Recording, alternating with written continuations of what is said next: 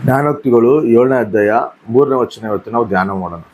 ಅವುಗಳನ್ನು ನಿನ್ನ ಬೆರಳುಗಳಿಗೆ ಉಂಗರವಾಗಿ ಇಟ್ಟುಕೋ, ಹೃದಯದ ಹಲಿಗೆಯಲ್ಲಿ ಬರೆ. ಏನ್ ಹೃದಯದ ಹಲಿಗೆಯಲ್ಲಿ ಬರೆ ಅಂತ ಹೇಳಿ ಹೇಳ್ತಾನ ದೇವರು? ದೇವರ ವಾಕ್ಯವನ್ನು ನೀನು ಕೇಳೋದು ಮಾತ್ರನೇ ಅಲ್ಲ, ಓದೋದು ಮಾತ್ರನೇ ಅಲ್ಲ, ಅದು ನಿನ್ನ ಹೃದಯದ ಹಲಿಗೆ ಮೇಲೆ ನೀನು ಬರಿಬೇಕು ಅಂತ ಹೇಳಿ ಹೇಳ್ತದ.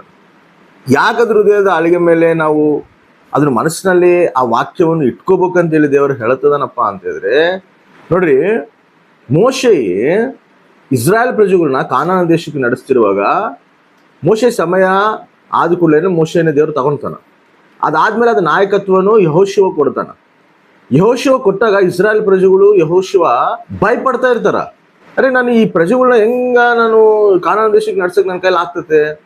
ಮೋಶೆ ನನ್ನ ಗುರು, ನನ್ನ ಕೈಲಿ ಹೆಂಗ ಆಗ್ತತಿ ಇವ್ರನ್ನ ನಾನು ಕಾನಾನ ದೇಶಕ್ಕೆ ನಡ್ಸಕ್ಕಂತೇಳಿ ಭಯಪಡ್ತಿರ್ತಾನ.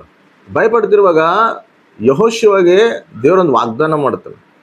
ಏನ್ ವಾಗ್ದಾನ ಮಾಡ್ತಾನ ನೋಡ್ರಿ, ಯೆಹೋಶುವ ಗ್ರಂಥವು 1ನೇ ಅಧ್ಯಾಯ 8ನೇ ವಚನ ನಾವು ಧ್ಯಾನ ಮಾಡೋದಾದ್ರೆ, ಈ ಧರ್ಮಶಾಸ್ತ್ರವು ಯಾವಾಗಲೂ ನಿನ್ನ ಬಾಯಲ್ಲಿರಲಿ, ಹಗಲಿರುಳು ಅದನ್ನು ಧ್ಯಾನಿಸುತ್ತಾ ಅದರಲ್ಲಿ ಬರೆದಿರುವುದನ್ನೆಲ್ಲ ಕೈಗೊಂಡು ನಡಿ, ಆಗ ನಿನ್ನ ಮಾರ್ಗದಲ್ಲೆಲ್ಲ ಸಫಲವಾಗುವಿ, ಕೃತಜ್ಞನಾಗುವಿ. ಧರ್ಮಶಾಸ್ತ್ರನ ಅದ್ ನಿನ್ ಮನಸ್ಸಿನಲ್ಲಿ ಇಟ್ಕೋ, ಅದ್ರ ಪ್ರಕಾರ ನೀನ್ ನಡಿ, ಅವಾಗ ನಿನ್ ಮಾರ್ಗದಲ್ಲೆಲ್ಲ ಸಫಲ ಆಗ್ತಿ. ನೀನು ಹೋಗೋ ದಾರಿಯೆಲ್ಲ ನಿನ್ನ ಆಶೀರ್ವಾದಕರವಾಗಿರ್ತೈತೆ. ನೀನು ಹೋಗೋ ದಾರಿಯೆಲ್ಲ ನಾನು ಸರಳ ಪಡಿಸ್ತೀನಿ ಅಂತೇಳಿ ದೇವರು ಯೆಹೋಶುವಗೆ ವಾಗ್ದಾನ ಮಾಡ್ತಾನೆ. ಯೆಹೋಶುವ ಆಶೀರ್ವಾದ ಹೊಂದಬೇಕು, ಯೆಹೋಶುವ ಶತ್ರುನ ಜಯಿಸ್ಬೇಕು ಅಂದ್ರೆ ಏನ್ ಮಾಡ್ಬೇಕಂತೇಳಿ ಹೇಳ್ತಾನ ದೇವರು?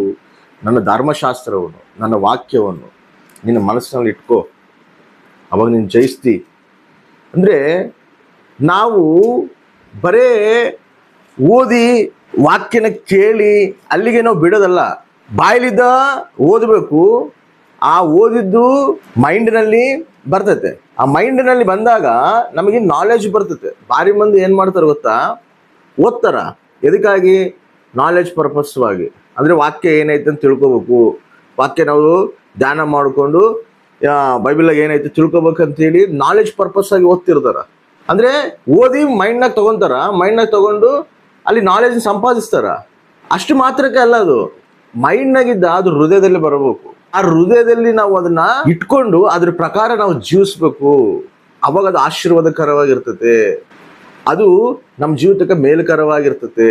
ಏನು, ನಾವು ಓದಬೇಕು, ಬಾಯಲಿದ್ದ ಓದಿ ಅದನ್ನ ಮೈಂಡ್ನಾಗ ಬಂದಾಗ ಆ ಮೈಂಡ್ನಾಗಿದ್ದ ಅದನ್ನ ಹೃದಯದಲ್ಲಿ ನಾವು ಇಟ್ಕೋಬೇಕು.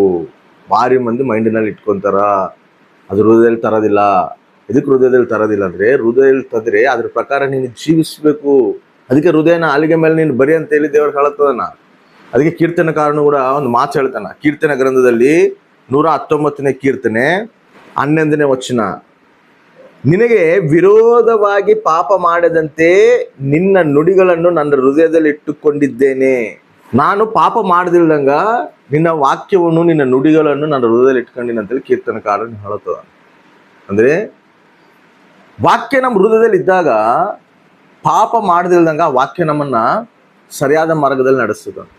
ವಾಕ್ಯ ಯಾವಾಗ ನಮ್ಮ ಹೃದಯದಲ್ಲಿ ಇರ್ತತೋ ಪಾಪಕ್ಕೆ ನಾವು ಬಾನಿಸರಾಗೋದಿಲ್ಲ, ಪಾಪಕ್ಕೆ ನಾವು ಲೋಬಡೋದಿಲ್ಲ. ಯಾಕಂದ್ರೆ ವಾಕ್ಯ ನಮ್ಮಲ್ಲಿ ಕ್ರಿಯೆ ಮಾಡ್ತಿರ್ತದೆ, ವಾಕ್ಯ ನಮ್ಮನ್ನು ಗದ್ದಿಸ್ತಿರ್ತದೆ. ಇದು ಸರಿಯಾದ ಮಾರ್ಗ ಅಲ್ಲ, ಇದು ವಾಕ್ಯ ವಿರುದ್ಧವಾದದ್ದು, ಇದು ದೇವ್ರ ಆಲೋಚನೆ ಅಲ್ಲ, ವಾಕ್ಯ ಈ ರೀತಿಯಾಗಿ ಹೇಳುತ್ತಿದೆ, ನೀನು ಈ ರೀತಿಯಾಗಿ ನಡಿಬೇಕು, ದೇವ್ರಿಗೆ ಇಷ್ಟಾನುಸಾರವಾಗಿ ನೀನು ಜೀವಿಸ್ಬೇಕು, ವಾಕ್ಯಾನುಸಾರವಾಗಿ ಜೀವಿಸ್ಬೇಕು ಅಂತೇಳಿ ವಾಕ್ಯ ನಮ್ಮಲ್ಲಿ ಹೃದಯದಲ್ಲಿದ್ದ ನಮ್ಮನ್ನ ಸರಿಯಾದ ಮಾರ್ಗದಲ್ಲಿ ನಡೆಸ್ತದೆ. ಅದಕ್ಕೆ ಹೇಳ್ತಾನೆ ಕೀರ್ತನಕಾರ, ನಿನ್ನ ವಾಕ್ಯವು ನನ್ನ ಹೃದಯದಲ್ಲಿ ನಾನು ಇಟ್ಕೊಂಡಿನಿ. ಎದಕ್ಕಂದ್ರೆ ನಾನು ಪಾಪದಲ್ಲಿ ಬೆಳೆದಿಲ್ದಂಗ, ಪಾಪದಲ್ಲಿ ಹೋಗದೆ, ಲೋಕ ಮಾರ್ಗದಲ್ಲಿ ಹೋಗದೆ, ನಾವು ದೇವ್ರ ಮಾರ್ಗದಲ್ಲೇ ನಾವು ನಡಿಬೇಕಂದ್ರೆ ನಮ್ಮ ಹೃದಯಗಳಲ್ಲಿ ದೇವರ ವಾಕ್ಯವು ಇರಬೇಕು. ಅದಕ್ಕೆ ಭಾರಿ ಮಂದಿ ಏನ್ ಮಾಡ್ತಾರ ಅಂದ್ರೆ, ವಾಕ್ಯನ ನಾಲೆಜ್ ಆಗಿ ಸಂಪಾದಿಸ್ತಾರ, ಬೈಬಲ್ ಸ್ಟಡಿ ಮಾಡ್ತಾರ, ವಾಕ್ಯನ ಸಂಪಾದಿಸ್ಕೊಂತಾರ, ಜ್ಞಾನ ಸಂಪಾದಿಸ್ಕೊಂತಾರ. ಜ್ಞಾನ ಸಂಪಾದಿಸ್ಕೊಂಡು ಇನ್ನೊಬ್ರಿಗೆ ಬೋಧಿಸ್ತಾರ. ಅಂದ್ರೆ ವಾಕ್ಯನ ಓದಿರ್ತಾರ, ವಾಕ್ಯನ ಧ್ಯಾನ ಮಾಡಿರ್ತಾರ, ವಾಕ್ಯ ಜ್ಞಾನ ಸಂಪಾದಿಸ್ತಾರ. ಆ ಜ್ಞಾನ ತಗೊಂಡು ಇನ್ನೊಬ್ರಿಗೆ ಹೇಳ್ತಾರ. ದೇವ್ರೇನಂತ ಹೇಳ್ತಾನೆ ಗೊತ್ತಾ? ನೀನು ಸಂಪಾದಿಸಿರೋ ಜ್ಞಾನ ಏನೈತಲ್ಲ, ಅದು ನಿನ್ನ ಜೀವಿತನ ಬದಲಾಯಿಸ್ಬೇಕು. ಆ ವಾಕ್ಯ ನಿನ್ನಲ್ಲಿ ಕ್ರಿಯೆ ಮಾಡೋಬೇಕು, ಆ ವಾಕ್ಯಾನುಸಾರ ನೀನು ಜೀವಿಸ್ಬೇಕು. ಆ ವಾಕ್ಯಾನುಸಾರ ನೀನು ಜೀವಿಸಿ ಆಮೇಲೆ ನಾವು ಇನ್ನೊಬ್ಬರಿಗೆ ಹೇಳಬೇಕು. ಆ ವಾಕ್ಯ ನಮ್ಮಲ್ಲಿ ಕಾಣಬೇಕು, ನಮ್ಮ ಜೀವನದಲ್ಲಿ ವಾಕ್ಯ ಕಾಣಬೇಕು. ಅದಕ್ಕೆ ಈ ಎಜ್ರಾ ಕೂಡ ಏನ್ ಮಾಡ್ತಾನಂದ್ರೆ ಇಸ್ರಾಯೇಲ್ ಪ್ರಜೆಗಳನ್ನ ಸರಿಯಾದ ಮಾರ್ಗದಲ್ಲಿ ನಡೆಸ್ಬೇಕಂತೇಳಿ ಇಸ್ರಾಯೇಲ್ ಪ್ರಜೆಗಳು ದಾರಿ ತಪ್ಪಿ ನಡೀತಿರುವಾಗ ಎಜ್ರಾ ಏನ್ ಮಾಡ್ತಾನ, ಧರ್ಮಶಾಸ್ತ್ರನ ಧ್ಯಾನ ಮಾಡ್ತಾನ. ಧರ್ಮಶಾಸ್ತ್ರನ ಧ್ಯಾನ ಮಾಡಿ ಧರ್ಮಶಾಸ್ತ್ರ ಪ್ರಕಾರ ನಡೆದು ಆಮೇಲೆ ಅದನ್ನ ಇಸ್ರಾಯೇಲ್ ಪ್ರಜೆಗಳಿಗೆ ಬೋಧಿಸ್ತಾನ ಅಂತೇಳಿ ವಾಕ್ಯ ಐತಿ ನೋಡ್ರಿ. ಎಜ್ರಾ ಗ್ರಂಥವು 7ನೇ ಅಧ್ಯಾಯ 10ನೇ ವಚನ. ಅವನು ಯೆಹೋವ ಧರ್ಮಶಾಸ್ತ್ರವನ್ನು ಅಭ್ಯಾಸಿಸಿ ಅನುಸರಿಸಲಕ್ಕೂ ಇಸ್ರಾಯೇಲಿಗೆ ಅದರ ವಿಧಿ ನ್ಯಾಯಗಳನ್ನು ಕಲಿಸಲಕ್ಕೂ ದೃಢ ಮಾಡಿಕೊಂಡಿದ್ದನು. ಏನಂತ? ಧರ್ಮಶಾಸ್ತ್ರನ ಧ್ಯಾನ ಮಾಡನಂತ, ಅದನ್ನ ಅನುಸರಿಸಿ ನಡೆದು ಅದನ್ನ ಇಸ್ರಾಯೇಲ್ ಪ್ರಜೆಗಳಿಗೆ ಹೇಳಕ ರೆಡಿ ಆಗೋಣ. ಅಂದ್ರೆ ಫಸ್ಟ್ ನಾವೇನ್ ಮಾಡ್ಬೇಕು, ಧ್ಯಾನ ಮಾಡಿ ಆ ವಾಕ್ಯನ ನಮ್ಮ ಹೃದಯದಲ್ಲಿ ಇಟ್ಕೊಂಡು ಆ ವಾಕ್ಯ ಪ್ರಕಾರ ನಾವು ಜೀವಿಸಿ ಆಮೇಲೆ ನಾವು ಇನ್ನೊಬ್ರಿಗೆ ಹೇಳುವಂಥವ್ರಾಗಿರ್ಬೇಕು. ಅದಕ್ಕೆ ನಿನ್ನ ಹೃದಯನ ಹಲಿಗೆ ಮೇಲೆ ನೀನು ಬರಿ, ನಿನ್ನ ಹೃದಯ ಮೇಲೆ ನೀನು ಬರ್ಕೋ, ಅದನ್ನ ಇಟ್ಕೋ. ಬರೇ ಧ್ಯಾನ ಮಾಡಿ ನಾಲೆಜ್ ಸಂಪಾದಿಸದಲ್ಲ, ಜ್ಞಾನ ಸಂಪಾದಿಸದಲ್ಲ. ಆ ವಾಕ್ಯ ನಿನ್ನಲ್ಲಿ ಕಾಣಬೇಕು, ಆ ವಾಕ್ಯ ನಿನ್ನಲ್ಲಿ ಕೆಲಸ ಮಾಡಬೇಕು, ಆ ವಾಕ್ಯ ನಿನ್ನಲ್ಲಿ ಕ್ರಿಯೆ ಮಾಡಬೇಕು, ಅದು ಪ್ರಜೆಗಳಿಗೆ ಕಾಣಬೇಕು. ವಾಕ್ಯಾನುಸಾರವಾಗಿ ಈ ವ್ಯಕ್ತಿ ಜೀವಿಸ್ತದನ, ದೇವ್ರ ವಾಕ್ಯಕ್ಕೆ ವಿಧೇಯನಾಗಿ ವ್ಯಕ್ತಿ ನಡೀತಿದನ ಅನ್ನೊಂದು ಸಾಕ್ಷಿ ಇನ್ನೊಬ್ಬರಿಗೆ ನಮ್ಮ ಜೀವಿತದಿಂದ ಕಾಣಬೇಕು. ಅವಾಗ ನಾವು ಇನ್ನೊಬ್ಬರಿಗೆ ಹೇಳುವಂಥವ್ರಾಗಿರ್ಬೇಕು. ಆಗ ದೇವರ ಆಶೀರ್ವಾದವು, ಆ ಒಂದು ಧನ್ಯತೆ, ಆ ಒಂದು ಕೃಪೆ, ಆ ಒಂದು ಸಕಲ ಆಶೀರ್ವಾದಗಳು ದೇವರು ನಮ್ಮ ಮೇಲೆ ಇಟ್ಟು ನಡೆಸ್ತಾನೆ. ಆಮೇನ್.